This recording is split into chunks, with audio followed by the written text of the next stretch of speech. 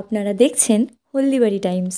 আরজিকর ঘটনায় প্রকৃত ধর্ষণকারীদের গ্রেফতার উপযুক্ত শাস্তির দাবিতে এবার পথে নামল এক নৃত্য সংস্থা। সোমবার সন্ধে নাগাদ প্ল্যাকার্ড হাতে হলদিবাড়ি শহরের পুরনো হাসপাতালের মাঠ থেকে নৃত্য সংস্থার ছাত্রীসহ অভিভাবকরা মিছিল শুরু করে। মিছিলটি শহরের বিভিন্ন পথ পরিক্রমা করে। শহরের বিভিন্ন মোড়ে মোড়ে নৃত্যর মাধ্যমে আরজিকরের ঘটনার প্রতিবাদ জানান।